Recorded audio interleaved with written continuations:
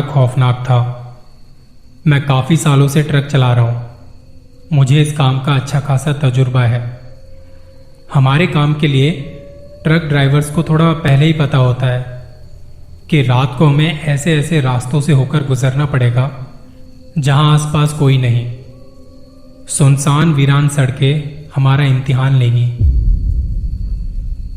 उस दिन काफी सामान था मेरे ट्रक में और मैं अकेला भी।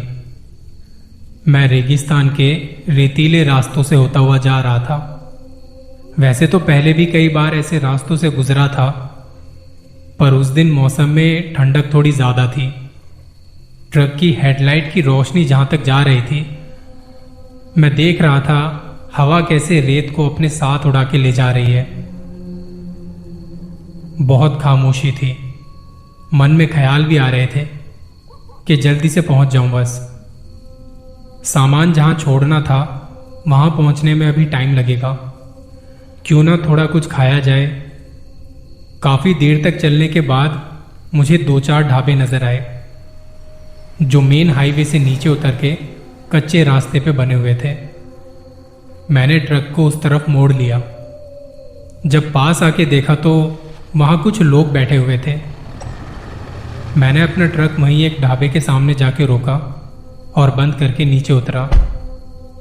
इस जगह पर अभी बस मेरा ही ट्रक खड़ा था। आसपास कोई और गाड़ी नहीं थी। एक छोटे से बल्ब की रोशनी में देख सकता था वहां 4-5 लोग बैठे खाना खा रहे हैं। मैं सोचने लगा ये लोग यहां कैसे आए होंगे, क्योंकि यहां ना तो कोई गाड़ी नजर आ रही थी ना कोई ऊंट वगैरह। ऐसी रेतीली जगहों पर तो ऊंट का सहारा लिया जाता है ना। वहां पे कुछ भी नहीं था। मैं जाके एक खाट पर बैठ गया और अपने लिए दाल रोटी मंगवाई। वो लोग जो बैठे थे मुझे देखकर थोड़ा अनकंफर्टेबल से हो गए। मैं कभी उस जगह को देखता, कभी आसपास बैठे लोगों को। थोड़ी देर में खाना आया। मैंने प्याज और मिर्च के अचार के साथ दाल रोटी का स्वाद लिया। थोड़ी देर में वो लड़का दोबारा मेरे पास आया जिसने खाना दिया था। मैंने उससे कहा, यार पैसे कितने हुए? वो गया अपने मालिक के पास और उसका मालिक मेरे पास आने लगा। जो लोग वहां बैठे थे वो चुप से हो गए। ढाबे का मालिक मेरे पास आया और मैंने उनसे कहा, भाई साहब एक चाय मिलेगी? उन्होंने हाँ में अपनी गर्दन हिलाई और एक गिलास में चाय लेके आ गए। मैंने गिलास उठाया और चाय पीने लगा। उस वक्त वहां कुछ कुत्तों के भौंकने की आवाज आने लगी। मैंने उसकी तरफ देखा तो उसने मुझसे कहा, भाई साहब आप भले आदमी लगते हो। अच्छा होगा आप ट्रक को वापस घुमा लें, आगे ना जाएं। मैंने पूछा, क्या हुआ भाई साहब, आगे रास्ता सही नहीं है क्या? उसने कहा, रात को इस रास्ते से जाना ठीक नहीं है। शायद आपको पता ना हो, आगे जो रास्ता कुलधरा गांव से होते हुए जाता है वहां पर रात को कई लोगों के साथ हादसे हुए हैं। मेरे यहां काफी लोग आते हैं।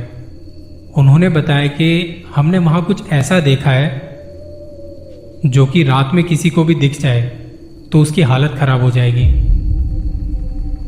मैं थोड़ी देर चुप रहा और अपने मन में सोचने लगा, मैंने ना जाने कितने रास्तों पर ट्रक चलाया है, पर कभी भी किसी ने इस तरह से नहीं कहा।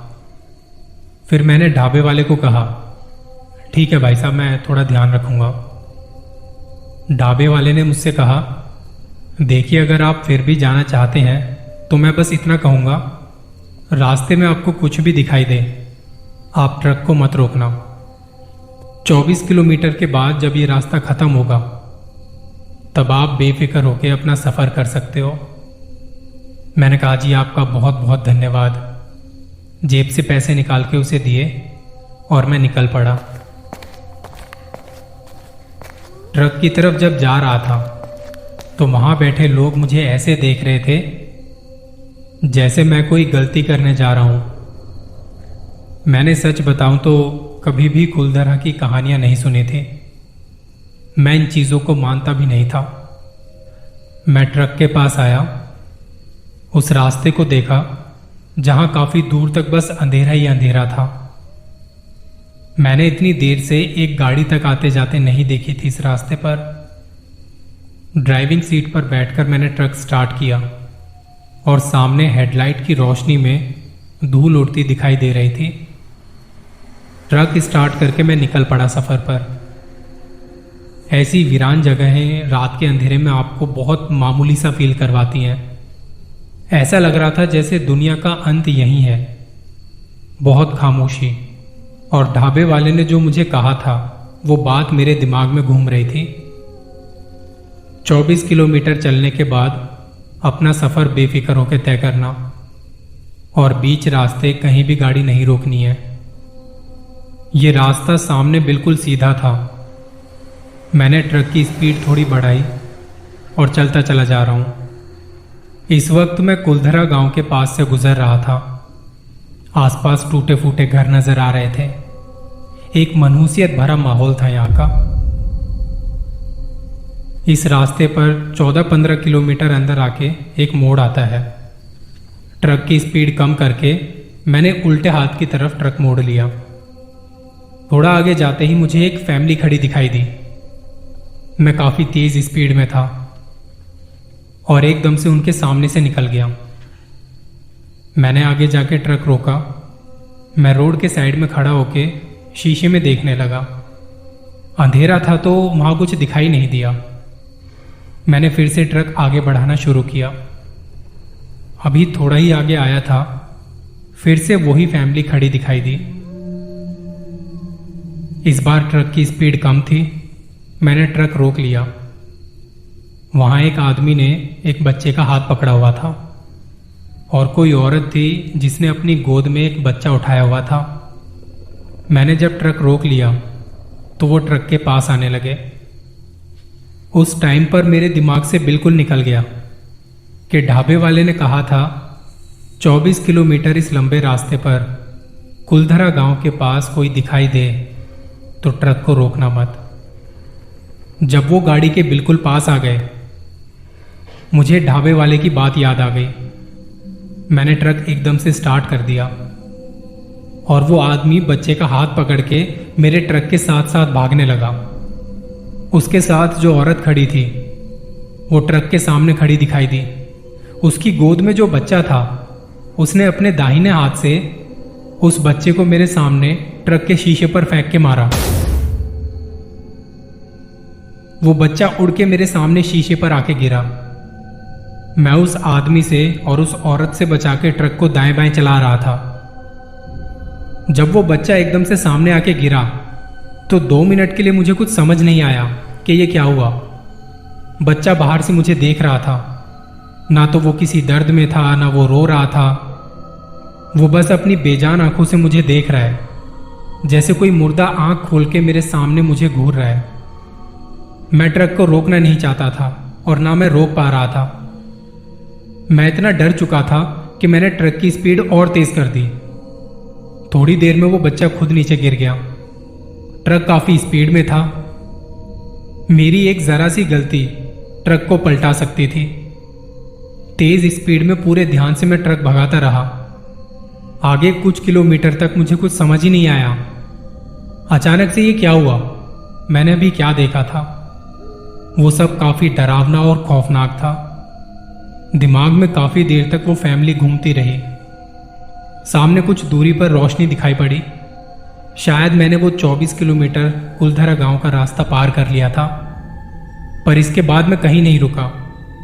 काफी देर तक ट्रक चलाने के बाद मैं वहां पहुंचा जहां सामान छोड़ना था। ये मेरी जिंदगी का सबसे खौफनाक सफर था। जब मेरा ट्रक कुलधरा गांव से होते हुए गुजर रहा था। इस हादसे के बाद से मैं रात को बहुत चौकन्ना रहता हूं, क्योंकि पता नहीं होता अगले मोड़ पर कौन खड़ा मिल जाए। इस कहानी को मैं बहुत फील कर पा रहा था, क्योंकि रात के सफर में मैंने भी कुछ देखा था, जिसके बारे में जरूर किसी और कहानी में बात करेंगे। फिलहाल अपनी अगली कहानी पे आते हैं। जब मैं पढ़ाई के लिए बनारस गया तो मैंने वहां एक हॉस्टल देखा और शिफ्ट हो गया। इस हॉस्टल के पीछे एक रेलवे लाइन थी। जब भी कोई ट्रेन वहां से गुजरती तो काफी तेज आवाज आती थी। कई बार तो कमरे की खिड़कियां आवाज करने लगती, किचन के बर्तन हिलने लगते थे। मुझे जो रूम मिला था वो हॉस्टल की छत पर था। इस कमरे में मेरे साथ 2 स्टूडेंट्स और थे। अक्सर हम देर रात तक बैठे पढ़ते रहते। एक रात 2 बजे के आसपास हम चाय पी रहे थे और मैं खिड़की के पास आके खड़ा रेलवे फाटक देख रहा था। तब मुझे एक औरत की दर्द भरी आवाज आई। इतने में मैं कुछ बोलता, पीछे बैठे दोस्तों ने कहा, "ये आवाज कैसी है?" मुझे लगा वो आवाज बस मैंने सुनी थी। एक बार आई इस आवाज के बाद हमने उसे इग्नोर कर दिया, अपने चाय के कप किचन में रखे और पढ़ने लगे। हमारा रोज का रूटीन बन चुका था, रात रात भर पढ़ाई और अब हर दूसरे दिन उस औरत की दर्द भरी आवाज का आना। कई बार तो वो आवाज बस किसी एक को सुनाई देती। एक रात तो किसी बिल्ली की आवाज उस औरत की आवाज के साथ साथ आने लगी। उस दिन जब हम तीनों रात को घर पे आए तो सामान भी बिखरा पड़ा था। धीरे धीरे ये चीजें बढ़ती जा रही थी। अब तो एक काली बिल्ली भी हमारे कमरे के बाहर आके बैठने लगी। रात को उसकी आवाज बड़ी खौफनाक सुनाई देती। उस बिल्ली को हमने जब भी देखा उसके मुंह से खून टपक रहा होता। ये सब देख के और उस औरत की आवाज सुन के मेरे रूममेट्स बहुत डर गए थे और मैं अपना दिमाग चला रहा था कि ये हो क्या रहा है। उन दोनों ने हॉस्टल के मालिक से बात की और उन्हें नीचे शिफ्ट होने के लिए कह दिया। मैं उनके साथ नहीं गया क्योंकि मुझे खुली छत ज्यादा पसंद थी, पर यह लापरवाही मेरे लिए मुश्किल पैदा करने वाली थी।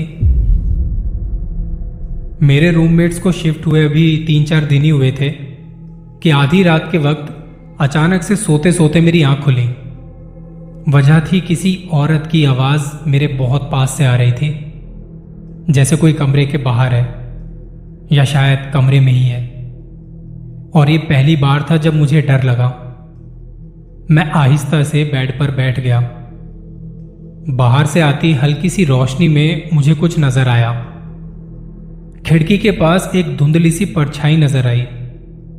मैंने उठकर कमरे की लाइट ऑन की तो वहां कुछ नहीं, पर मुझे पूरा यकीन था कि मैंने अभी वहां किसी को देखा। मैं ये नहीं कह रहा कि वहां कोई भूत था, पर कुछ तो था जो मैंने अभी देखा।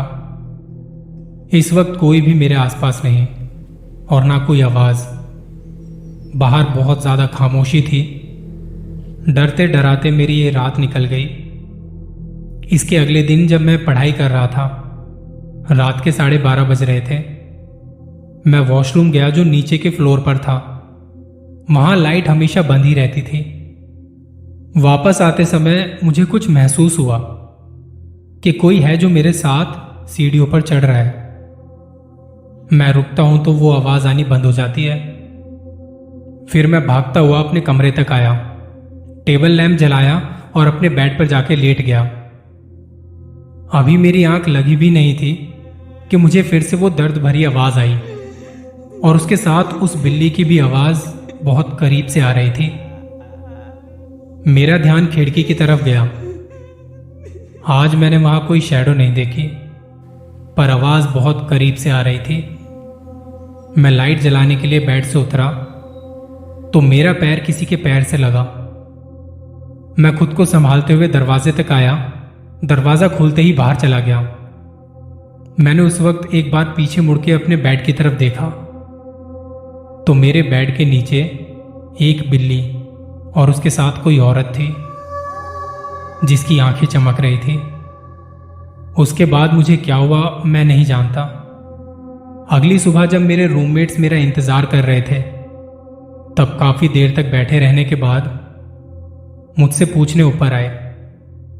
तब उन्होंने मुझे देखा कि मैं कमरे के बाहर बेहोश पड़ा हूं। उन्होंने मुझे उठाया और बेड पर लिटा दिया। हॉस्टल के मालिक को भी बुला लिया। जब हॉस्टल का मालिक आया और उन्हें मैंने ये बात बताई तो उन्होंने कहा, तुम पहले नहीं हो जिसने ऐसा देखा या सुना। यहां कुछ साल पहले एक औरत अपनी बिल्ली को बचाने के चक्कर में ट्रेन से कट के मर गई और इतनी बुरी तरह से कट गई थी कि उसके शरीर के टुकड़े भी नहीं मिले।